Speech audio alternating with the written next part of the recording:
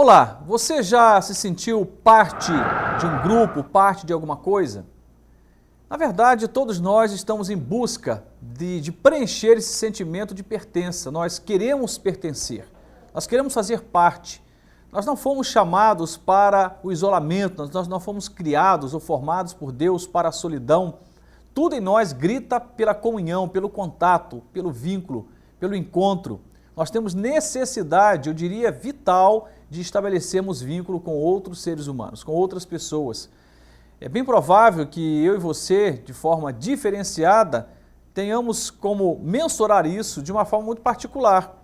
Mas para mim e para você, ou para todos os seres humanos, um princípio que eu chamaria de universal. Precisamos de conexão, precisamos de contato com pessoas. É isso que nos humaniza, é isso que nos torna gente. Exatamente esse vínculo, esse contato com pessoas.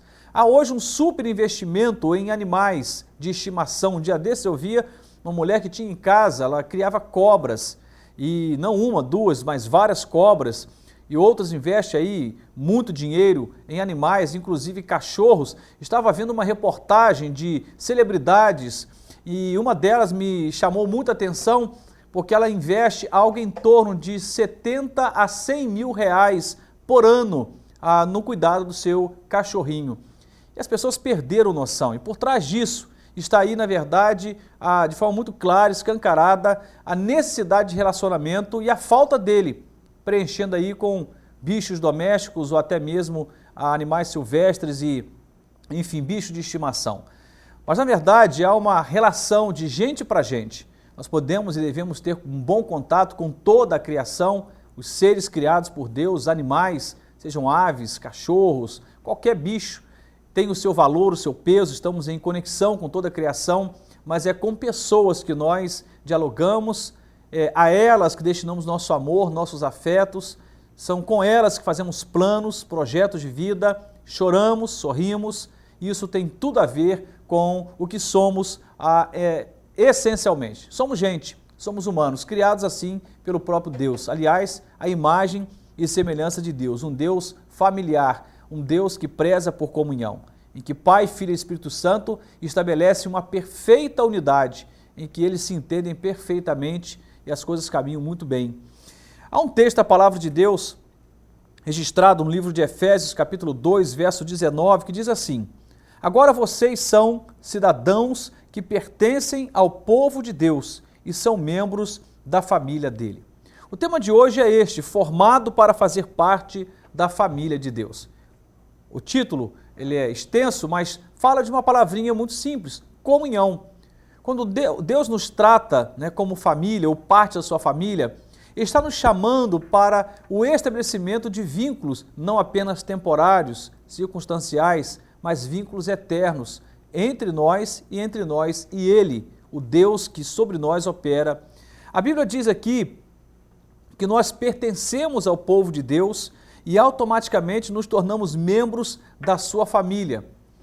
É óbvio que a entrada para essa condição é o reconhecimento de quem Cristo é, como diz a palavra no Evangelho de João, capítulo 1, verso 12, aqueles que creram, aqueles que receberam a sua palavra, o Evangelho, a esses o Pai deu o poder, ou conferiu o poder de se tornarem filhos de Deus e automaticamente aderindo aí como parte ou membro da família de Deus. Deus deseja ter uma família de muitos filhos semelhantes a Jesus. Eu quero falar sobre comunhão nessa ocasião, especialmente eu quero falar sobre alguns níveis de comunhão que nós precisamos estabelecer. E o primeiro nível de comunhão, eu diria que é escolher a quem pertencer. Nós sempre estamos fazendo escolhas, mas escolher a quem pertencer ou a que grupo pertencer é uma escolha que durante toda a vida estamos sendo colocados diante dessa situação a fim de que nos posicionemos. E não somente nas questões espirituais, você é colocado diante dessa decisão, escolhendo a que grupo empresarial pertencer, a que time de futebol, a que associação de bairros ou qualquer outro grupo em que pessoas se unem, pessoas se juntam com um propósito só. Mas a máxima desse sentimento de pertença está no campo da espiritualidade. Nós precisamos nos posicionar a quem pertencer. Eu escolhi fazer parte da família de Deus. Há 24 anos atrás, aproximadamente, eu decidi no meu coração que não queria mais estar fora da família, mas dentro da família de Deus. A Bíblia diz para nós, lá em Atos capítulo 2, verso 44, o seguinte: todos que criam estavam juntos e unidos e repartiam uns com os outros o que tinham. E ainda, lá em Efésios 2,19, agora vocês são cidadãos que pertencem ao povo de Deus e são membros da família dele, como li agora há pouco. Esses dois textos nos chamam a atenção para a vida familiar que a igreja levava no seu nascedouro, no seu início. Estamos falando aqui da igreja que nascia ali, através da pregação de Pedro e tantos apóstolos, a igreja surgindo, e esta igreja que nascia, ela nasceu com esse sentimento de pertença. Somos parte da família de Deus, somos a família de Deus.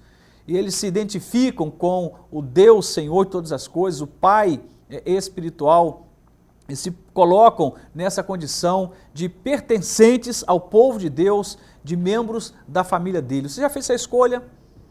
Eu não estou te chamando para observar de longe ou tornar-se uma multidão que caminha na direção da família de Deus ou que caminha na direção do próprio Deus. Mais do que sermos observadores ou plateia, Deus nos chama para pertencermos à sua família. Esse é o primeiro nível de comunhão, quando escolhemos a quem pertencer. Eu escolhi pertencer a Cristo. Eu decidi no meu coração pertencer à igreja, à família de Deus. E isto é extremamente relevante para quem deseja encontrar a razão da sua existência, porque Deus se revela através da igreja. E quando eu falo da igreja, não estou falando da igreja batista ou de qualquer outro rótulo, mas da comunidade de homens e mulheres que professam a fé em Jesus Cristo, que tem a palavra de Deus como palavra absoluta e que estão dispostas a sacrificarem a si mesmas, renunciar à sua vontade e seguir a Jesus, tomando cada dia a sua cruz. Isso identifica o que é a igreja. Há também um segundo nível de comunhão, para além de decidir a quem pertencer, eu te chamo a atenção para decidir pertencer à igreja, à família de Deus, precisamos também aprender a compartilhar, que é o segundo nível de comunhão, aprender a compartilhar. Muitas pessoas até vão para a igreja, elas até aprendem a caminhar ali com a igreja, mas elas vivem isoladamente, elas vivem enclausuradas na sua intimidade, não compartilham suas dores, sonhos, planos, perdas, frustrações. Elas entram e saem dessas comunidades espirituais ou dessas igrejas e elas normalmente não se abrem, não se revelam, não compartilham a vida. E é extremamente relevante que eu e você possamos, para além de escolher a que grupo pertencer, escolher compartilhar a nossa vida, dividir as cargas uns com os outros. Já li esse texto, eu vou ler de novo. A Bíblia diz: todos que criam estavam juntos e unidos e repartiam uns com os outros o que tinham. Havia reciprocidade, doação. Havia ali, na verdade, um sentimento de cooperação, de unidade. Eles se percebiam como família, se tratavam como irmãos e, de fato, o eram. Aprenderam a compartilhar. Esse é o segundo nível de comunhão. Na verdade, muita gente tem dificuldade de compartilhar. Estamos aí diante de um fenômeno estranho que aparentemente veio para conectar pessoas, que são as redes sociais. Já afirmei isso em outra ocasião. As redes sociais estão conectando aqueles que estão longe, mas estão distanciando aqueles que estão perto. Isso é extremamente contraditório. Você vai ver que as pessoas se conectam com outras lá no mundo afora, vai conectar com alguém no Japão, na China, na Malásia, lá no Peru, sei lá mais aonde, mas elas são incapazes de se conectar com o pai, com a mãe dentro de casa, né, com um irmão em Cristo, uma igreja, com um amigo, um vizinho, enfim, conecta os que estão longe, mas distancia os que estão perto. Mas Deus nos chama para a comunhão e essa comunhão nos leva a compartilhar a vida, a repartir a nossa vida com aquele que está próximo de nós. O terceiro nível de comunhão é fazer a minha parte. Veja, comunhão tem a ver com reciprocidade. Eu não posso esperar que de lá para cá venha se eu não estou disposto de daqui para lá ofertar alguma coisa de mim. É preciso fazer também a nossa parte. A Bíblia diz em Efésios capítulo 4, verso 16 o seguinte: o corpo todo está ajustado perfeitamente. À medida que cada parte realiza seu trabalho, ela coopera para o crescimento das outras partes. para que todo o corpo esteja saudável, crescendo e cheio de amor. Veja só, a palavra que destaca aqui é cooperação.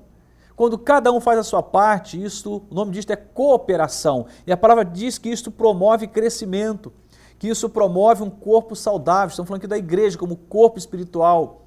Todo mundo precisa fazer a sua parte.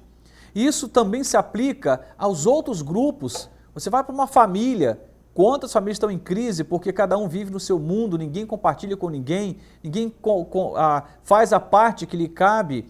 E você vai ver que alguém está sobrecarregado, às vezes é o pai, é a mãe, né, que está vivendo uma sobrecarga tremenda, o marido, a esposa, nesses papéis diferenciados.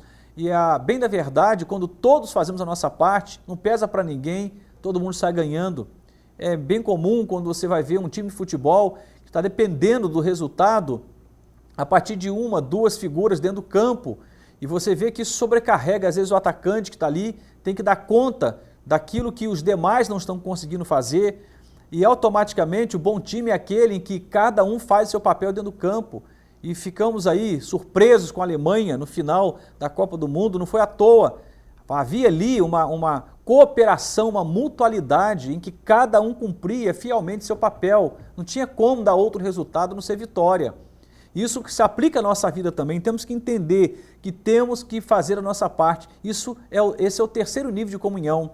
Para além de compartilhar, eu quero dizer para mim mesmo, e eu tenho que afirmar isso o tempo todo, eu preciso contribuir, eu preciso fazer a minha parte para que tudo vá bem e que haja então nessa interação coletiva o benefício do grupo ou do corpo ou da igreja, como o texto nos fala. E terminando, falo do quarto nível, que é tornar-se família.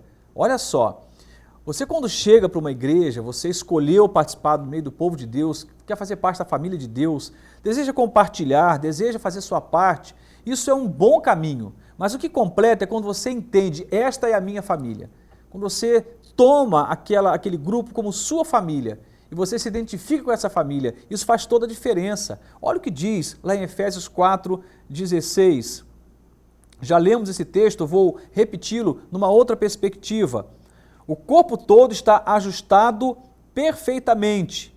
E lá no final diz, crescendo e cheio de amor. Crescendo e cheio de amor. Veja, a família, ela precisa viver esta realidade. A família precisa viver essa dimensão do amor que cresce e que é pleno, cheio de amor, ou seja, não falta amor.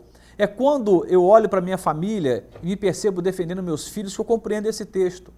Não sei se você já teve essa sensação de alguém fazer algum mal para os seus filhos, ou seu filho, ou sua filha, no colégio, por exemplo, alguém levantar a mão contra um filho seu, ou bater num filho seu, você é tomado por um sentimento muito ruim e que é até perigoso, e temos que nos conter para não revidar à altura, e temos a decência em resolver a coisa do jeito coerente, né, cristão, digamos assim. Mas não é tranquilo para ninguém que é pai e mãe ver alguém trazendo um prejuízo para um filho seu, porque é a sua família e você vai defendê-la. Alguém criticando seu marido, sua esposa, isso te irrita. E é óbvio que temos que ter esse mesmo sentimento quando nos referimos à família espiritual, que é a igreja. Eu sei que existem todo tipo de gente, a igreja é um lugar que eu penso ser um hospital, um lugar que chega gente de todo jeito, cansada, afadigada, deprimida, doente, é um hospital. Pessoas entram para serem saradas, mas temos que entender que independente se elas estão maduras ou iniciando a fé, se elas estão cheias de defeitos, precisam ser trabalhadas ou estão plenas, vivendo o evangelho de forma integral, todas elas têm que ser percebidas como parte da minha família. Eu preciso defender essa família. Eu preciso compreender que é a minha família e defendê-la com todo o meu coração. Bom, dito tudo isto, a Bíblia então nos chama atenção para o segundo propósito.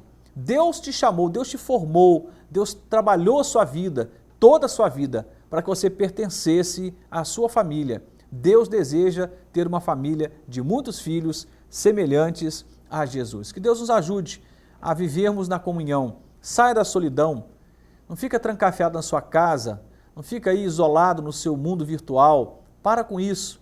Procura uma igreja, independente que igreja é essa, se ela professa uma fé em Cristo, vá buscar essa igreja, esteja em comunhão com os irmãos, aprenda a compartilhar a vida, a orar, receber oração, aprenda a dividir suas dores, planos, tome esse grupo como sua família, defenda essa família, estabeleça vínculos de amor e que esse relacionamento produza em você saúde, saúde espiritual, emocional e até física, por que não dizer? Que Deus nos ajude e nos abençoe a celebrarmos esse vínculo tremendo que chamamos de comunhão.